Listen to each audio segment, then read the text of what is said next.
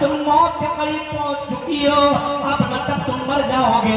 1 से 2 दिन का तुम दुनिया के अंदर 1-2 दिन का बस मेहमान हो, उसके बाद दुनिया से तुम चली जाओगी।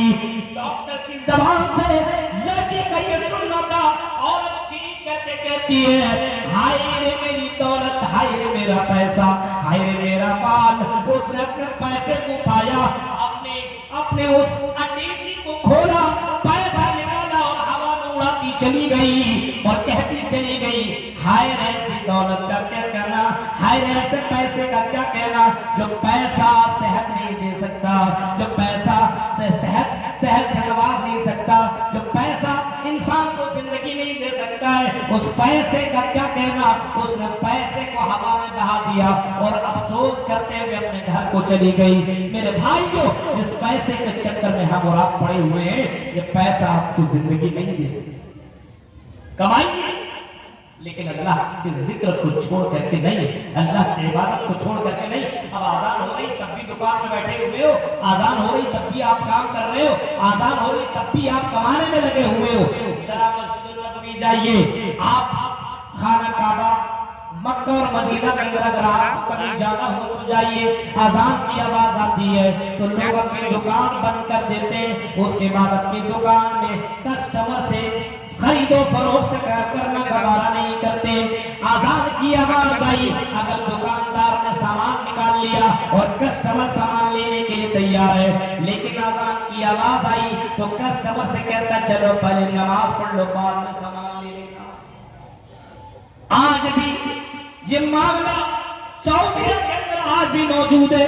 मेरे भाइयों, जरा तसक्कुर करो, हम ज़ोहर असर मगरिब इशा की नमाज तो छोड़ो, जुमे की नमाज भी पढ़ने के लिए आते हैं। उस वक्त जब खुतबा खतीब खुतबा दे रहा है और लास्ट में खुतबा खत्म होने वाला, तब हम और आप मस्जिदों के अंदर पहुंचा करते हैं।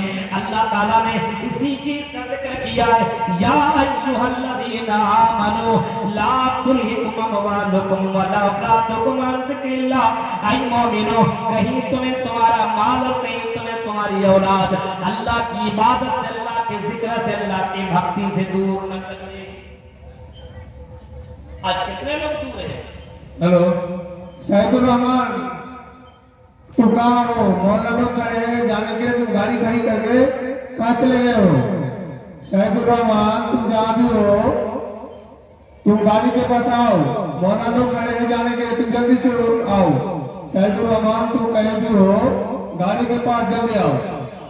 अरे वो सो रहा है, थोड़ी फोन कीजिए, उसको कभी आए, फोन है ना, नहीं कर रहा है।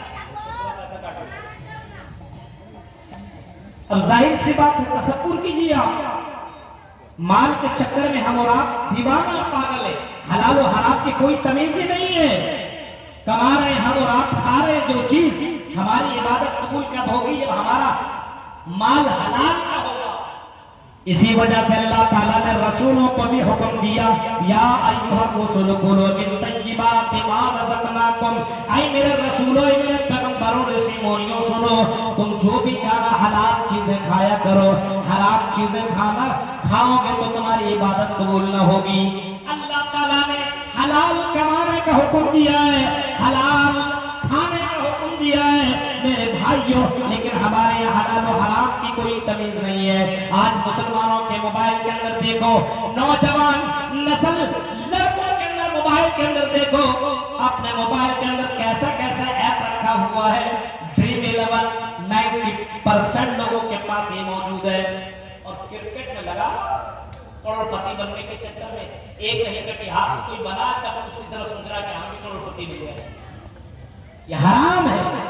आप इस तरीके से कोई भी पैसा कमाएंगे और उस पैसे से अगर आपने घर मकान कुछ भी बना लिया और उसमें आपने इबादत की, तो याद रखिए कि आपकी इबादत भी काबिल कबूल नहीं होगी।